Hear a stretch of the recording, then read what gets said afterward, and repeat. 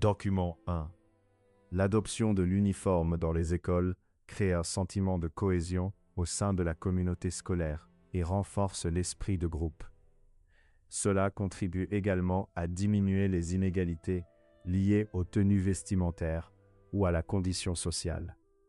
Cette initiative est particulièrement bénéfique pour les familles avec des moyens limités, garantissant ainsi une plus grande équité au sein de l'établissement. Document 2. L'uniforme scolaire limite la capacité des élèves à se démarquer par leur choix de vêtements, ce qui peut être interprété comme une atteinte à leur liberté d'expression. En effet, les élèves qui souhaitent afficher leur individualité à travers leur tenue peuvent ressentir une gêne et une contrainte imposées par les règles relatives à l'uniforme, les empêchant de se distinguer, même avec un accessoire ou un vêtement unique. Vêtements uniformes dans les établissements scolaires.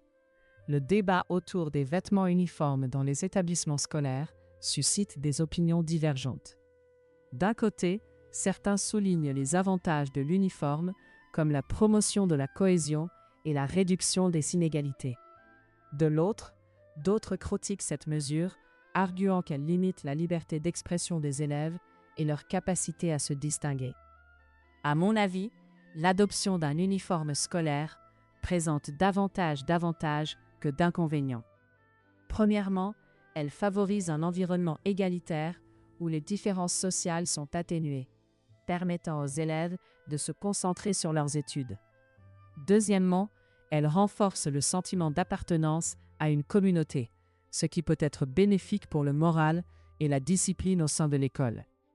En conclusion, bien que l'uniforme puisse restreindre l'expression individuelle, ses bénéfices en termes de cohésion et d'égalité l'emportent sur ses inconvénients. Avant de terminer cette vidéo, je voudrais partager avec vous quelques conseils pratiques qui pourront vous aider à mieux réussir l'épreuve d'expression écrite, tâche 3. Tout d'abord, prenez toujours le temps de lire attentivement les deux documents afin d'en comprendre les idées principales avant de commencer à écrire. Une bonne compréhension est la base d'une bonne rédaction. Ensuite, entraînez-vous à rédiger votre propre réponse. Les rédactions proposées dans cette playlist sont des modèles pour vous guider, mais l'objectif est que vous développiez progressivement votre propre manière d'écrire. Je vous conseille également d'adopter une structure fixe pour tous les sujets.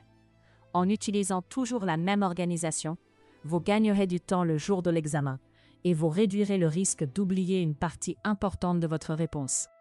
Pour progresser, entraînez-vous avec plusieurs sujets de cette playlist. Plus vous pratiquez, plus vous développerez votre vocabulaire, votre aisance et votre confiance. N'oubliez pas non plus de vous entraîner à écrire rapidement au clavier. Comme le TCF Canada se passe sur ordinateur, une bonne vitesse de frappe vous permettra de mieux gérer votre temps pendant l'épreuve.